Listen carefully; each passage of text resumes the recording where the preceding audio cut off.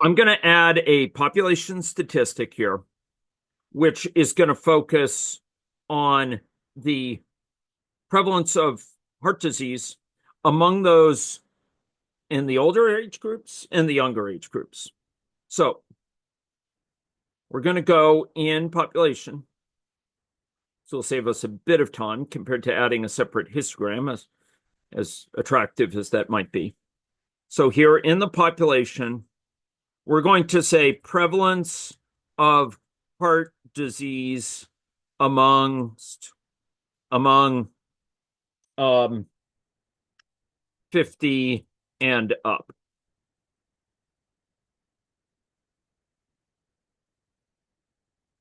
Now, what sort of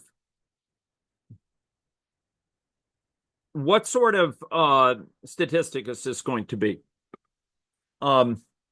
Is it going to be an average? Is it going to be a count? Is it going to be a sum, a min, or a max? It's a count. Okay, actually, sorry, this is not going to be a prevalent case count. It's going to be a fractional prevalence. So, if it were prevalent case count, it would be a count. Here, it's actually going to be one of these, the prevalence. And the reason I'm a fractional prevalence. The reason I'm doing this is that I don't want it to be thrown off by the fact there's fewer people in that age group. I want to be among those folks. What's the fraction that have heart disease?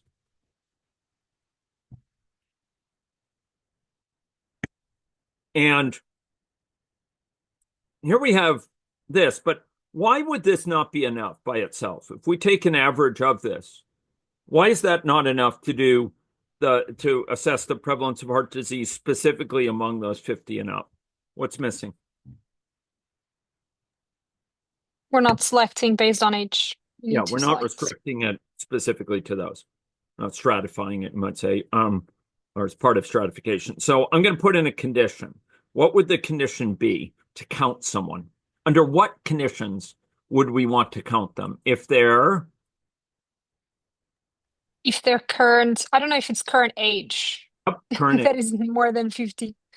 Yep, exactly. So we're going to do agent. That's how we refer to them, agent. If the agent, you may remember we did something similar when we counted the number with a healthy heart. So we're going to say agent dot current age is greater than or equal to 50. Hmm?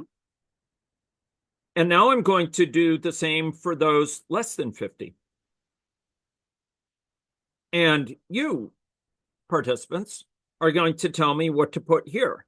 So this is going to be prevalence of heart disease among those less than 50. Okay. And is this going to be an average, a min, a max, or a sum, or a count? This prevalence of heart disease among those less than 50. What is it going to be? What type? Average. Average. Yeah. Yeah. I could have actually copied it if I had wanted to, do it extra quick, but I just want to test some of your understandings. It's the same thing here. What's the only difference? What's the only difference between these two? Less than and greater than. Okay. Sorry? Less than or greater than, right? Yeah, Less yeah. than. We do less than rather than Yeah. less, greater than or equal to. Yeah. Okay. Less than. There we go.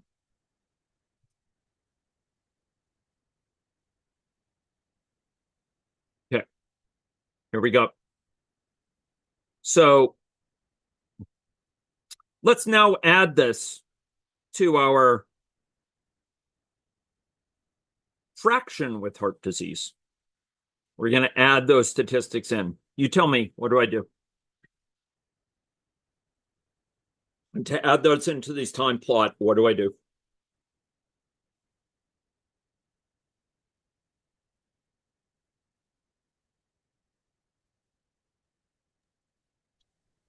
Well, I we want, need to have two of those basically, yep. And so what with do the I, population prevalence for the ones that are among or yep, below yep, 50, and then add another row for the ones that are more than 50. exactly. So what do I have to press here? Do I have to go down? Do I have to go up? Where do I do it? No, you just need to change the value there. Well, Well, for now, you need to add one more row. I I don't need know if to, you want to keep the yeah, general prevalence or yeah, to remove it, but that's right. So I could put it, fraction with heart disease, um, amongst those 50 and up, or something like that. And among the fractional prevalence among those less than 50, right? Um, and then where we had this, instead, just as Sarah said, I want to do it's population statistics. So we'll do population dot prevalence of heart disease among those 50 and up, and population dot prevalence of heart disease. Hey, um, prevalence. Wow, I'm really. Hey, come on, prevalence. Okay, it's being truculent. Okay, fine. And I'll go and I'll among those among it's what is it among those less than 50, less than 50. Okay, let's see if I spelt it right. Here we go. Yeah, I spelt it right. Okay, thank you, Jeff. That's awesome. Okay, great. So build. Now, what do you think we'd expect to see? What do you think we'd expect to see for the prevalence of infection of heart disease among those less than 50 compared to greater than or equal to 50? I mean, if it's different, it's by chance, I think, because we haven't really changed the parameters, I think. Okay, so let's go check it out and and talk about it. Okay, so at first you don't see much difference because basically no one has heart disease. People are just developing it over time. But then you start to see some patterns emerge. And I'm trying to emphasize this for a point related to some earlier questions, right? So I don't know why I want to get rid of, I guess we can erase this thingy. But notice the gap here between these. The bottom was fraction of heart disease among those less than 50, right? This here one, right? The top one is prevalence of heart disease among those greater than or equal to 50, right? There we go. Okay, well, I won't torture you. Greater than or equal to 50. Why is there such a gap? Let's think it through. I don't know if I can go again, but I do think it's because they just had more time to Exactly. develop the disease. Exactly.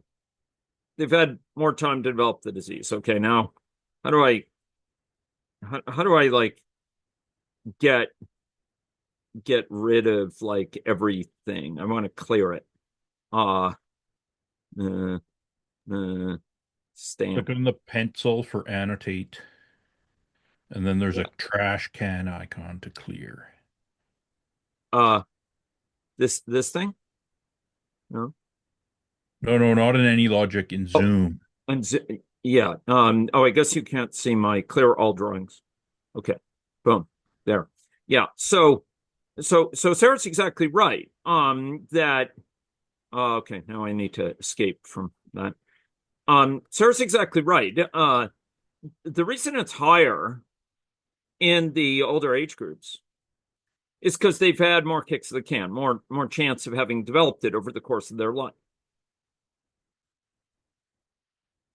But it's still markedly higher amongst them. That's not, and I want to reemphasize this point, it's not because we have a higher risk of people 50 and older developing heart disease per year that they're in the healthy heart state. It's just that their cumulative risk of having developed heart disease by now is higher. Now, this situation is a little bit complex because we also have people with heart disease dying more quickly. And that will actually bring down the fraction of heart disease compared to what it would be among those 50 and up, right? It would have been even higher if people who are 50 and up who are with heart disease weren't dying, because a lot of these folks who are older will have had more chance to die from heart disease there as well. So there's many factors, a number of factors contributing to this higher rate. But what I want to really emphasize here, and it's an important point, is that this is an association in the model between age and heart disease that is not, and I emphasize this, it's not hard-coded into the model that there's this dependency on developing heart disease that's higher amongst those who are older. We could, of course, put that in. That would be quite straightforward to add, but that would yield results beyond this. So that would further boost, the already marked disparity here between a rate for heart disease among those less than 50, which is somewhere around, 20 to 25%, versus amongst those in the 50 and older group, which is, nearly twice as high. This is an emergent property from the model that isn't dependent on any hard-coded extra risk of developing heart disease on a per-year basis. It's a result of longer time having spent in the model. More than that, we have this competing impact of mortality risk. And as I said, if the mortality risk were lessened, this would be even higher. So I'm gonna make that. Oh, I didn't mean to do that.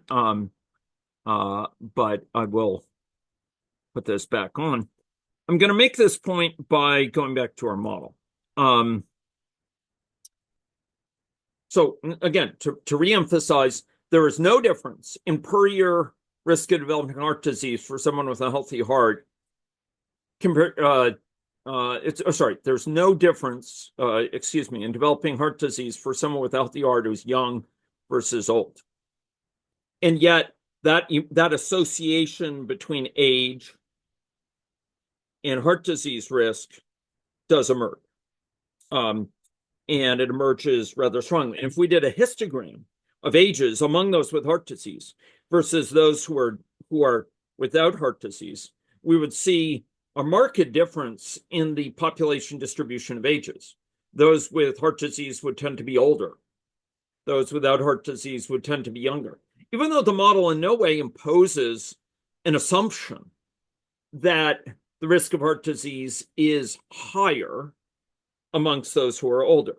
It's rather an emergent property of these other factors in the model, including this chance that people with a healthy heart will develop heart disease over time. And competing with that is this chance that the much higher chance is someone with a with heart disease will die, which brings down that prevalence of heart disease amongst those who are older.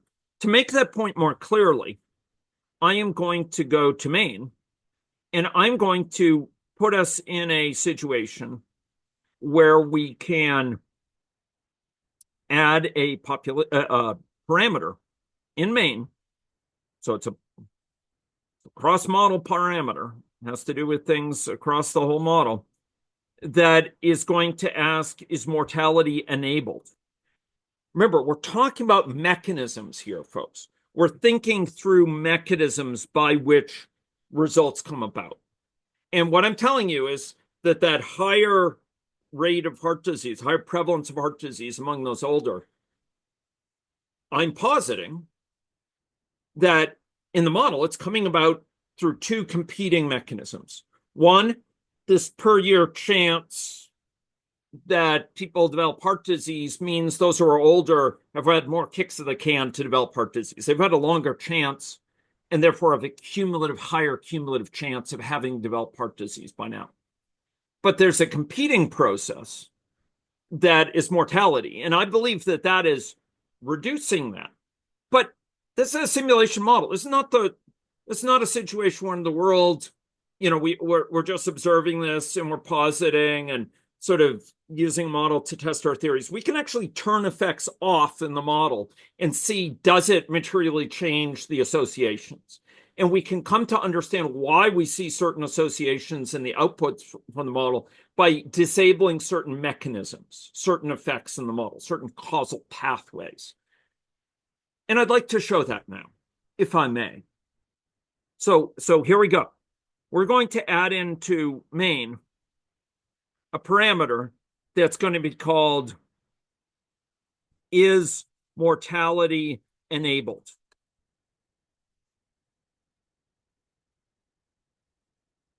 Okay. And that is mortality enabled. And I'm sort of covering my chat, but maybe Jeff could, or someone else could put it there. This is going to be a Boolean parameter. So in order to see it, you have to go up here and again, you go up just like we did for int, you go up for Boolean, meaning it's going to be true or false. And its default value is going to be true. By default, our model will have mortality. If a scenario doesn't change that, by default, we're going to assume they want mortality. But we're going to allow scenarios that pose to the model, hey, imagine if mortality were disabled. We're not existing in the model. And then we can see the emergent patterns there. And that can help us tease out much more effectively, much more quickly, hey, the degree to which mortality contributed to this versus the degree to which, sheer aging, and more kicks of the can here to it. Or later we'll see the degree to which smoking and the fact that among older people, we have more smokers might have contributed to it. So let's see this, if we may. So right now we have this thing, yes, is mortality enabled, true or false? But we have to effectuate it. We have to realize it. We have to actionize it. We need to operationalize it. So in person, we're going to enable mortality or not. And how are we going to do it? Well, we're going to use what's called a guard. And this is another principle I'm teaching about that. So each of these transitions to mortality, we're going to have be contingent on mortality being enabled. So there's a thing called a guard here. You can see it says guard. So every transition that you can have a guard. And that says basically, hey, is this transition eligible for being considered for firing? So this transition, I'm going to give it a guard given by that parameter. It's only if it's enabled that it's going to be, this transition is going to be eligible. So I'm going to say that guard lives in Maine. So I'm going to say main dot is, and it's is mortality enabled. That needs to be true for upon coming in actually to this state. That has to be true for this transition to be considered eligible to fire. Mind you, it's not checked on an ongoing basis. It's when they come in here, is this eligible? So here, same thing with this transition. Is mortality enabled? Same thing with this transition. Is mortality enabled? And we're going to do build, and we will have limited these to fire when these will only be eligible for firing. And in fact, will only fire when mortality is enabled. Build early, build often. Run early, run often. So let's go back to the baseline just to refresh our memory what it looked like. I think it's all fresh in your memory, but we will make sure we're grounded by what it looked like. Excuse me, it's this one right here. And I'll run it at peak speed. That's this virtual mode.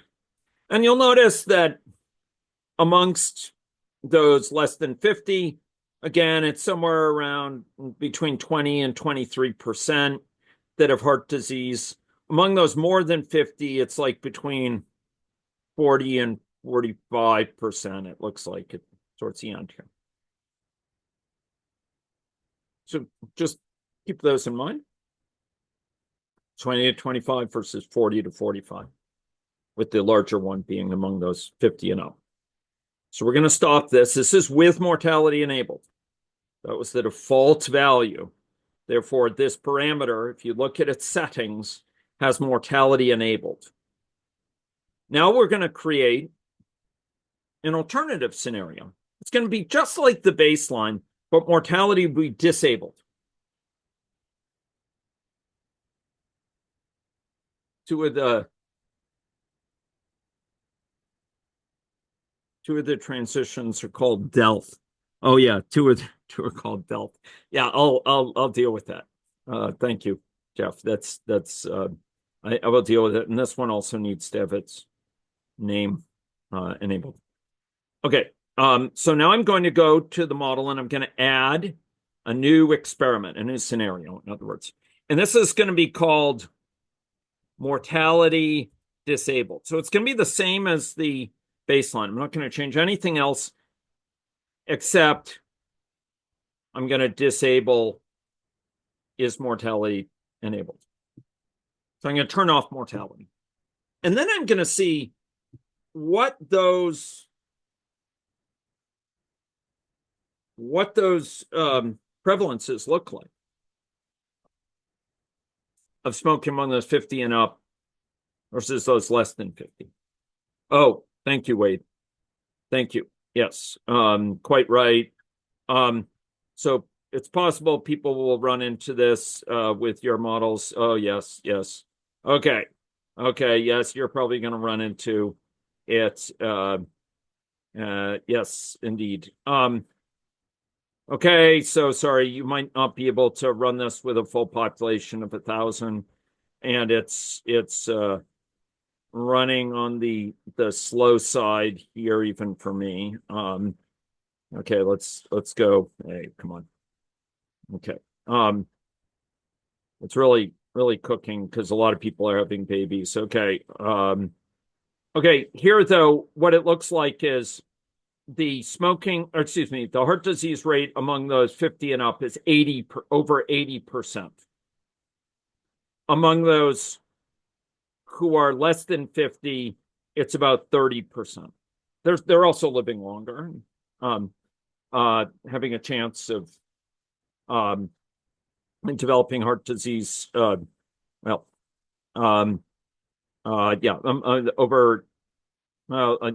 No, they're not living long. Yes, they are living longer. Some are not dying in their 40s. Some are not dying earlier in life. Yeah. So 80 versus 30. So it's even further expanding that disparity as I posited. So here, what I was positing was that the disparity in the prevalence of heart disease by age, the age-induced disparity in the prevalence of heart disease, this association, as it were, between age and prevalence of heart disease, a chance of having heart disease, that association was being enhanced by the longer someone's alive, the more chance they have of developing heart disease. Just because they have a chance per year they're alive, not because they get any more likely to have it per year of that they remain in a healthy heart state. And then secondly, it was being suppressed, lowered by mortality, which was taking people out of those 50 and up who had heart disease. And we've run that and we've seen that borne out. Now the difference is more than a factor of 2. From about 30% to about 80%. So we've seen that borne out. We basically disabled the generative pathway, and we saw that it induces an even more marked association between age and probability of having heart disease. So why am I emphasizing this? Well, many coming from associational methods, like are common in the health sciences, biostatistics, epidemiology, to good effect, are very used to thinking, well, okay, there's an association between X and Y, so we need to build that into our simulation model. And they think, well, okay, it has to be built in to recreate that association. So we need a higher chance per year that someone will develop heart disease as they get older. And it's easy to fall into that trap, but one has to recognize that certain associations, certain emergent properties come as a result of certain processes operating over time that induce associations independent of any need to build in disparities in the risk of them happening. We have a tendency to try to over-engineer the model to reproduce, thinking that we need to reproduce this pattern. We have to build in differences by age or by sex or by income or by geographic location and so on. And some of that is to good effect. I mean, there are profound inequities across certain ethnic or racial lines, or across certain lines of geographic access to services. None of this should be taken as taken away from that. But what I'm saying is that many of them get induced by emergent properties of a model. And this is an example. Here we have much higher rates of heart disease among those older, not because we have any differences in the risk per year that someone who's older develops heart disease if they have a healthy heart. It's a result of cumulative risk having been borne over their time, and it's also competing with the risk of them being much higher of dying once they have heart disease. So this disparity emerges, and this disparity will be larger without mortality. But we don't have to engineer in a disparity of here almost a factor of 2 in risk of developing heart disease between those older and younger, because it emerges automatically from the model. And some powerful uses of simulation modeling have to do with probing the degree to which certain patterns that we see in the world emerge automatically out of an interaction of some simple assumptions without building them in, without hard coding, without baking them into our assumptions. Josh Epstein, formerly of Hopkins, now of NYU, speaks about how one doesn't fully understand a phenomenon in the world until you can reproduce it without presupposing it. And here we don't have to presuppose that the risk is higher on a per year basis. If someone has a healthy heart of developing heart disease, we don't have to bake that in. We can explain a certain difference in that. Whether it's big enough to explain the differences of the world it remains to be seen. But we can explain it, some of it as an emergent property of very simple processes that operate without positing, big differences in the actual risks of developing heart disease per year for someone with a healthy heart. And this is important because rather than rushing to put in yet another association, you think that from the associations you're seeing in the data, you are due to put it into the model. You want to be parsimonious and see which of those can be explained by interactions of simple processes automatically, as it were. And then be parsimonious in what you add to that to explain certain key ones that are key to your model purpose. This is a reasonable example because here, associations pop out. And as we put in smoking status into this model as well, and we might have higher rates of smoking amongst those who are older, for example, because they've had a chance of initiating by now, that may induce yet larger changes in this that come out of smoking. So whether we want to be cautious about restraining ourselves and rushing off and saying, oh, we know there's an association between heart disease risk and age, so we have to bake it into the risk of developing heart disease on a per year basis, because it may end up being explained parsimoniously with minimum additional assumptions by other mechanisms already in the model. Right now, the simple fact of cumulative exposure, cumulative chance, and soon enough, after the break, with smoking related risk. Okay, so that was my little lesson on associations and emergent patterns that reproduce associations, and using them to cross-check and using the model's results to cross-check our understanding about whether explaining them needs to posit a more complicated mechanism that is contingent on someone's age for risk of developing heart disease on a per year basis, or whether there's a simpler model that reproduces it without presupposing that, which by Occam's razor, we tend to prefer a simpler model that will reproduce certain patterns to a more complex one. So I'd like to stop now. We'll start up again in a few minutes. In the interest of conserving time and allowing us to do more with smoking risk, I'll like to suggest that we reconvene in 5 minutes, if that's okay. Do people want 10 minutes? I'm happy to give 10 minutes if people would prefer that. Anyone?